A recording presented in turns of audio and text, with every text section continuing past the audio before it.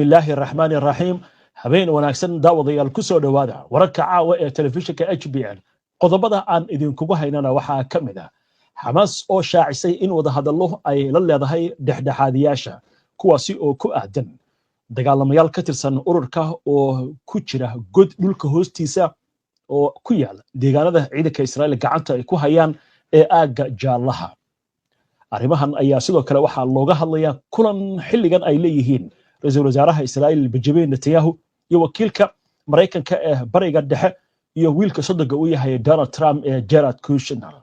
Militariga Israa'iil ayaa sidoo kale war ay soo saareen waxa ay ku andacoodeen in howlgallo ay ka fuliyeen koonfurta waddanka Lebanon weeraradaasi ay ku dileen xubno ka tirsan ururka Hezbollah. Iran ayaa si adag ganafka ugu dhufatay eedeymo ka soo yeeray Mareykanka iyo Israa'iil oo la xiriira isku day lagu dili lahaa safiirka Israa'iil ee waddanka Mexico.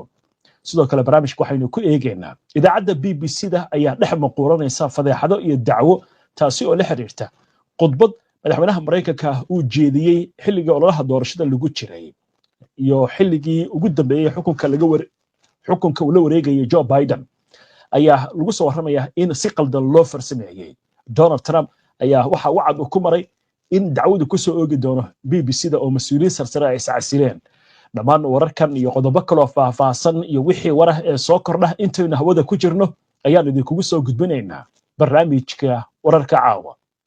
soo gudbinta barnaamijkan waxaa gacan ka geysatay shirkadda xawaaladda ee Safari Remit oo ah shirkad xawaaladeed oo fadhigeedu yahay dalka UK. si aad u hesho faahfaahin dheeraada una adeegsato adeegga Safari Remit booqo website-ka shirkadda www.safariremit.com.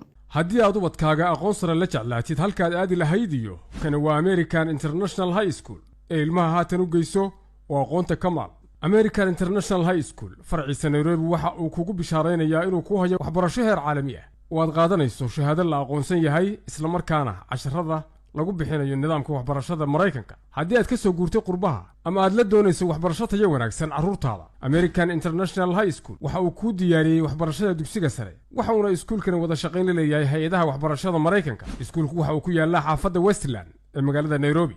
wixii faahfaahin kala xiriir telefoonada iyo shashada kaaga muuqda.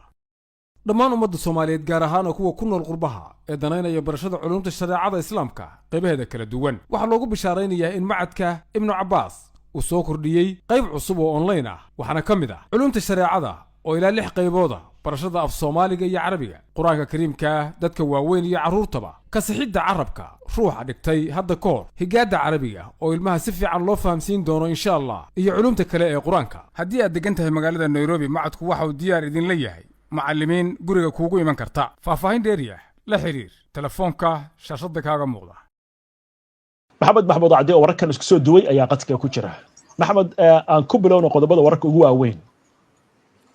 saraakiisha ururka Xamaas iyo dhexdhexaadiyaasha ayaa lagu waramayaa in wadaxaajood ay ku jiraan la xiriira boqolaal ka tirsan dagaalyahanada ururka Xamaas oo weli ku dhaxaniban god dhulka hoostiisa oo magaalada Rafah, sida laga soo xiganayo warbixino ay qoreen warbaahinta Carabta. ilaha Falastiiniyiinta ayaa waxay sheegayaan warbaahinta ayaa waxay ka hadlaysaa in xal loo raadinayo loogu ogolaanayo dagaalyahanada in ay joogaan marinka Gaza. qaar ka mid ah ilahana waxay ku nuuxnuuxsanayaan inay suuragal tahay in dibadda loo dhoofiyo, hase ahaatee arrintaasi maaha mid miiska saaran. xaaladda ka jirta Rafah oo ah koonfurta marinka Gaza ku dhow xuduudka waddanka Masar ayaa xiisadeeda aad u kacsan tahay kadib markii colaadda ay weli ka socoto. Israa'iilna ay wado howlgallo military oo ku bartilmaameedsanayso godadka dhulka hoostiisa ah oo ururka Xamaas ay leeyihiin. hadal rasmi ah weli kama soo bixin ururka Xamaas iyo dhexdhexaadiyaasha intaba ee la xiriira doodooda. warbaahinta Israa'iil ayaa soo xiganaysa afhayeen xukuumadda ka tirsan oo sheegaya go'aan kasta oo laga gaarayo 200 oo dagaalyahano ururka Xamaas ka tirsan ee Rafah ku sugan in lala wadaagi doono maamulka madaxweynaha Mareykanka Donald Trump. ra'iisul wasaaraha Israa'iil ayaa hadda waxa uu kulan kula leeyahay xafiiskiisa ergeyga gaarka ah ee maraykanka Steve Witkoff iyo Jared Kushner oo ah wiilka uu awow u yahay madaxweyne Trump. wararka ka soo baxaya warbaahinta ayaa sheegaya in ergeyga gaarka ah uu soo gaaray Israa'iil booqasho looga gol leeyahay in gacan laga geysto sidii loo xalin lahaa qalalaasaha ka jira Rafax iyo sidii lagu meelmarin lahaa waxa loo yaqaano qorshaha Maraykanka ee lagu soo afjarayo dagaalka marinka Gaza.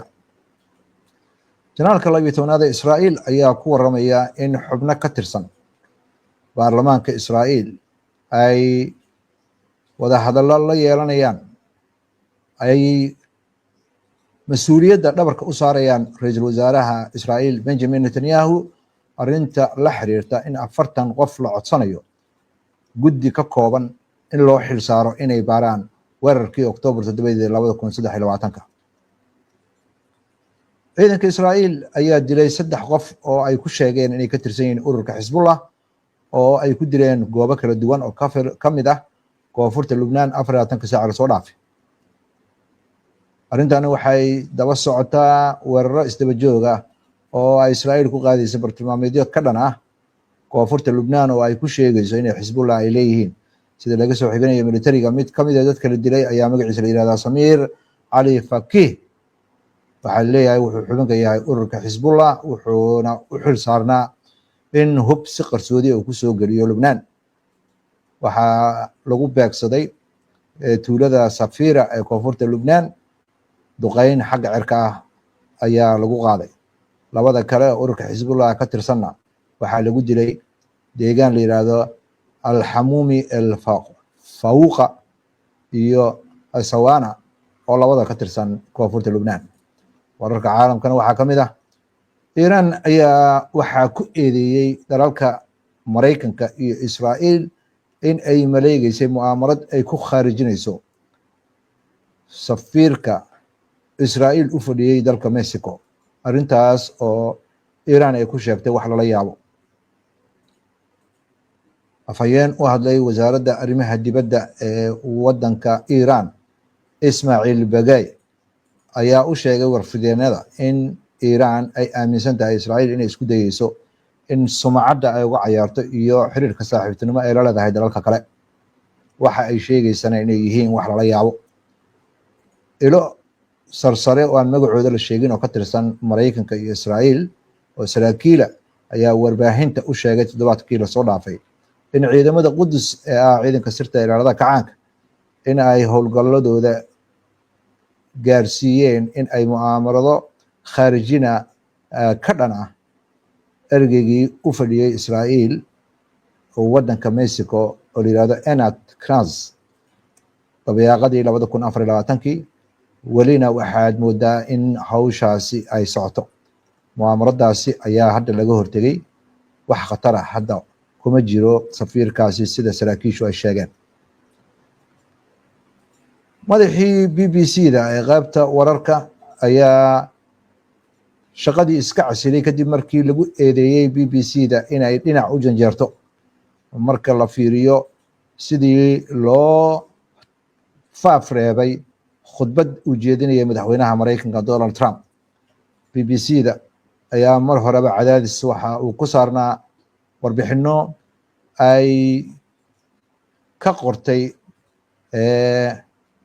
arrimo ayada gudaheeda ah oo si qarsoodi lagu siiyay wargeyska afka dheer ee Daily Telegraph yiraahdo kadib markii ay ku guuldareysatay eedeymo la xiriira inay si fiican uga warrameen dagaalka Israa'iil iyo Xamaas iyo arrimaha la xiriira genderka ama waxa loo yaqaan jinsiga iyo hadalka madaxweyne Trump oo si aan munaasab ahayn loo faafreebay. Trump ayaa soo dhaweeyay iscasilaada ninkaasi mas'uulka ah wuxuuna ku cambaareeyay labada qof ee iscasilay in ay yihiin dad aaminaadooda ay liidato. BBC-da barnaamijkeeda caanka ah ee Panorama la yiraahdo ayaa 2 qaybood oo khalad la isku xiray oo laga dhigay madaxweynaha Maraykanka sanadkii 2021 bishii January inuu dhiirigelinayo kacdoon looga soo horjeedo aqalka looga taliyo wadanka Maraykanka.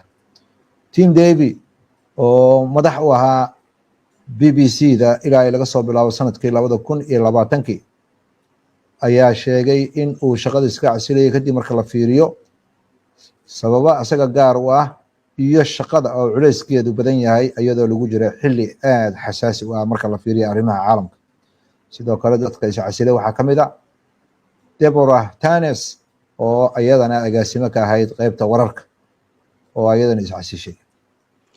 waa hagaag maxamed waa mahadsan tahay daawadayaashuna ay mahadsan yihiin mar kale ayaan soo dhaweynaynaa daawadayaal waxaan u gudbaynaa falanqaynta wararka iyo wixii warar ee degdeg ah ee soo kordha ha yeeshee aynu ku hakanno qadar xayeysiina xarun kala daawadayaal weli waxaad la socotaan barnaamijkii wararka caawa maxamed aan ku bilowno arrimahan qaza ka socda xamaas waxay sheegaysaa wadaxaajood in ay la leedahay dhexdhexaadiyaasha dhankan Mareykanka iyo Israa'iil ayaa kulamo ku leh magaalada Tel Aviv arrintan dagaalamayaasha maxay ku dabayn kartaa arrintan maxayse noqon kartaa ilaa iyo hadda natiijada ka soo bixi karta wadaxaajooodyadan socda. su-aashaas waa su-aal aad u fiican oo xasaasi ah. waxaad moodaa in wararka soo baxaya oo dhan aynan ka imaanin dhinaca ururka Xamaas. haddana adduunyadii way isbedeshay. wararka qofka ehelku ah intuu ka sheegayo waxa weeye wararka kale oo soo baxaya oo dhan waxay noqonayaan waxa la yiraahdo ishaafalateyn ama speculation afka ingiriiska waxa lagu yiraahdo. midda ugu horeysa dagaalyahanada ururka Xamaas marnaba suuragal ma aha inay dalka dibadiisa ay aadaan qoryahooda inay dhigaan oo isdhiibaan. cidda wada hadalka gelaysa waa Xamaas weeye. Xamaasna way taqaanaa waxa ay sameynayso. waxa ku hartay Israa'iil habeen iyo maalin ma harsato sababtoo ah dhulka ka hooseeya waxa ku jira ururka Xamaas meel ay jiraan lama taqaano. waxa ayna cadaadis ku saaraysaa Mareykanka in dadkaasi meesha laga soo saaro. intii karaankeeda isku dayday intay burburin karto ay dagaal ku qaadi karto oo diyaarado ku duqeyn karto laakiin wax walba oo sameysay way shaqeyn waayeen. wax walba ay sameysay way shaqeyn waayeen. haddana wararka soo baxaya waxay tilmaamayaan dhexdhexaadiyaashii ururka Xamaas in wada hadal uu u socdo. wada hadalkana cid ka hadashay labada dhinac ma jiraan. dhinacyada kale wararka ay sheegayaan warar waxa weeye ku tiri kuteena. waa gartay waa yahay inkastoo barnaamij aynu ka soo wadno oo soo dayn doono berri laakiin qorshayaashan Mareykanka laftigiisa uu wato oo aad moodo in shaki weyn uu ku gadaaman yahay maxay arrimahaasi noqon karaan gaar ahaan arrimihii ciidamada lagu geyn lahaa Mareykanka Gaza. hadda waxaynu aragnaa Jared Kushner iyo Stephen Witkoff oo ku sugan Tel Aviv wada hadalana la leh Netanyahu. arrin xasaasi ayaa ka soo kordhay oo la leeyahay waa arrin sir ah oo wargeysyada Mareykanka qaar ka mid ah ay qorayaan. Mareykanka ayaa waxa uu qorsheynayaa in dhulka xabajoojinta khadka huruudka meesha uu maro in la rabo in 6 degmo laga sameeyo oo maalgelin degdeg lagu sameeyo. inta soo hartana lagu koobo 1 milyan oo qofna waxa la leeyahay si ikhtiyaara ayaa ay u barakacayaan. waxaana muuqata arrimihii hore loo diiday in dirashada laga soo gelinayo. tan kale oo ayadana aan meesha ka maqnayn waxa weeye waxaa la sarbeebayaa in Mareykanku arrintan wato Israa'iilna una kala tashanaynin oo wadamo carabta ay ku daaban yihiin. laakiin wax kastoo ay tahay ururka Xamaas uma muuqdo oo dagaalka ku guuleystay in uu yeelayo wax loo yeeriyo. waa gartay waa yahay dhinaca kale aynu ka eegno weeraradan Israa'iil ay wado wadanka Lubnaan ilaa hadda waxaa lagu soo waramayaa wararka ugu dambeeyay in Israa'iil ay ku riixayso ciidamada Lubnaan in guri ay u baaraan deegaanada ku yaala koonfurta Lubnaan. arrintaasi ma loo fasiran karaa Israa'iil inay fursad u weyday waxa ay doonayso inay samayso oo ay dareemayso Xisbullah inay is abaabulayaan oo dib isku dhisay awoodiisa xagga ciidanka oo ay u baahan tahay taageerada ciidanka Lubnaan. warbixino badan oo soo baxay ayaa tilmaamaya ururka Xisbullah inay ka soo qabteen weeraradii gaadmada ah ee mas'uuliyiintooda lagu laayay iyo saraakiil badan oo ilaa 4,000 lagu sheegay oo kaliyaha ay ka duleelisay qaraxyadii pagerka iyo bahalkan la yiraahdo gacanka ama walkie-talkie.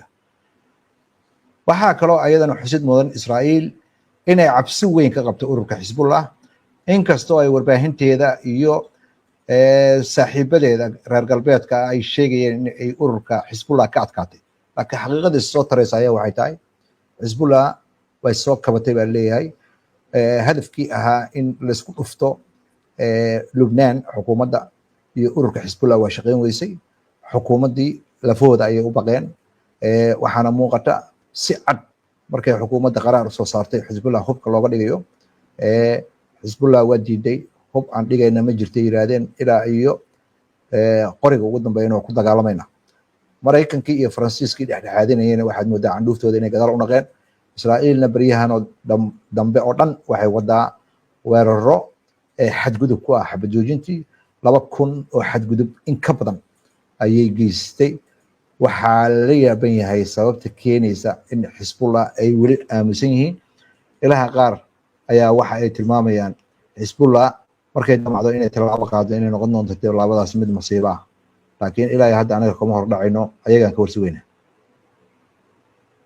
waa gartay waayahay markana bal aynu arrinta BBC da haysata bal fadeexadan imika taagan iyo dacwadan uu leeyahay Trump waan la tiigsanayaa arrintan maxamed bal daawadayaasha u faahfaahay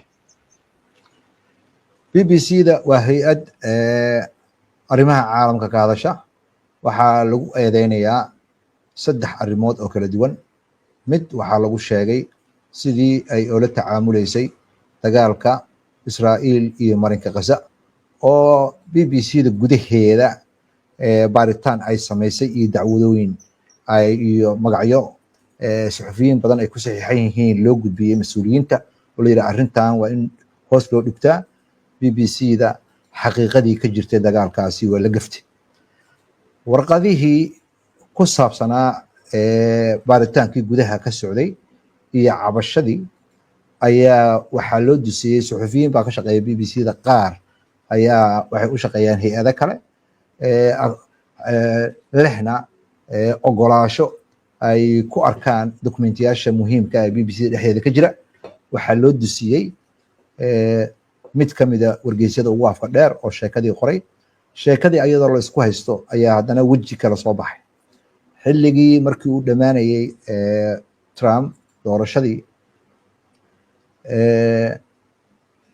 lagu doortay madaxweynihii xigay Biden ayaa rabshado waxay ka dhaceen waddanka Mareykanka barnaamij baara waxyaabaha dhacay oo panorama la yiraahdo ayaa waxa uu ka sameeyey barnaamij qoto dheer oo dhinacyo badan taabanaya barnaamijkii ayaa waxaa si khalad ah loo tafatiray codka madaxweyne Trump oo laga dhigay in uu dhiiro gelinayo dadkii kacdoonka ku sameynayay aqalka cad